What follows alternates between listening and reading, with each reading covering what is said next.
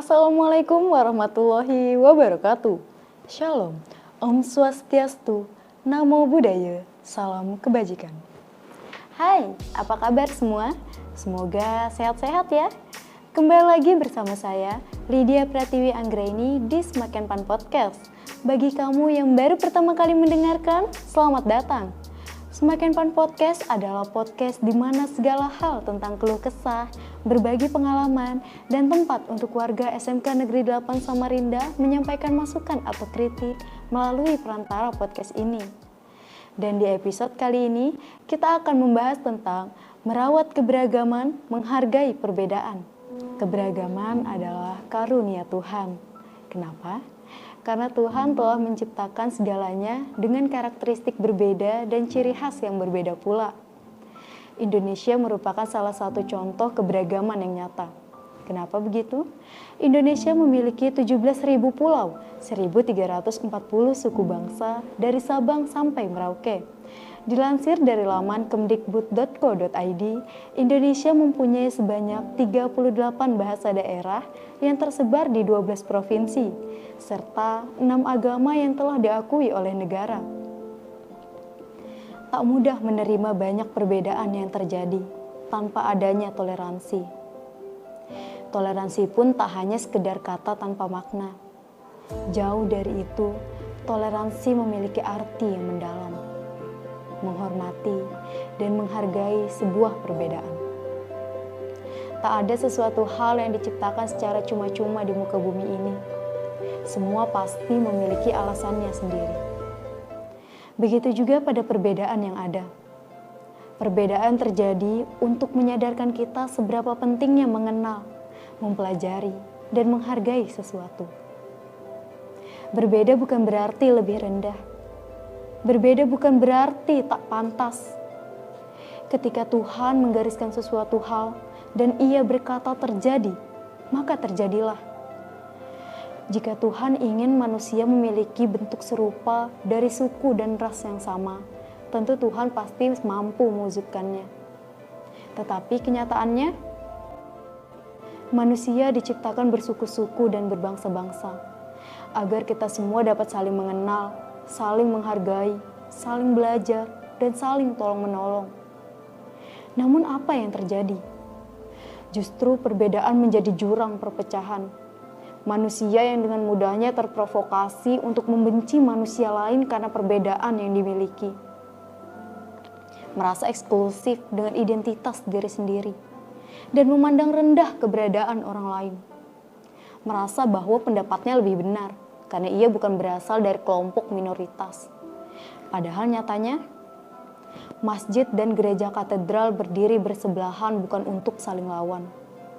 Bukan untuk mencari siapa yang lebih kuat dan lebih pantas.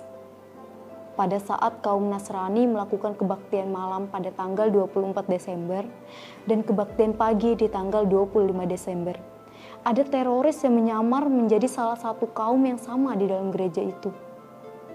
Ia membawa sebuah bom. Apa tujuannya? Ingin membuat rusuh di dalam gereja tersebut, yang pada akhirnya hanya akan membuat masyarakat beragama menjadi saling tuduh-menuduh. Pelaku ini berasal dari agama A, pelaku ini berasal dari agama B. Padahal, tak ada satupun agama yang mengajarkan kita untuk saling memecah belah bangsa. Tak ada agama yang mengajarkan kita untuk saling menyakiti terhadap sesama. Tak ada agama yang mengajarkan kita untuk menindas suatu kaum atau golongan hanya karena mereka berbeda keyakinan dengan kita. Tanpa disadari, di dalam hidup kita selalu berdampingan dengan perbedaan. Dan perbedaan adalah hal yang tak bisa kita hindari, sekecil apapun perbedaannya. Lalu, bagaimana cara kita hidup berdampingan dengan banyak perbedaan-perbedaan yang ada? Toleransi menjadi jawabannya. Toleransi sangat berperan penting dalam kehidupan bernegara dan bermasyarakat. Bayangkan jika tak ada toleransi, bagaimana 6 agama yang ada di Indonesia dapat beribadah dengan tenang dan damai. Bagaimana jika seseorang yang berasal dari suatu suku yang kebanyakan berkulit gelap, lalu merantau ke kota untuk mengejar cita-cita, dan orang-orang dengan titel minoritas yang bisa kapan saja didiskriminasi oleh kelompok mayoritas. Maka toleransi hadir untuk menjadi perisai dalam hal itu. Dikutip dari sebuah blog Neriza, ada sebuah kalimat yang sangat saya sukai. Bunyinya begini: era keterbukaan informasi seperti saat ini ternyata menjadi pisau bermata dua. Informasi tidak benar juga mudah ditemukan dan tersebar. Mereka yang tidak mau melakukan cek dan recheck akan mudah terhasut berbagai informasi dengan agenda setting dan framing tertentu. Menelan mentah-mentah setiap isu yang didengar atau dibaca tanpa mencari tahu kebenarannya. Berbagai kepentingan menunggangi pikiran-pikiran yang miskin ilmu dan dangkal iman. Yang terjadi kemudian mudah ditebak.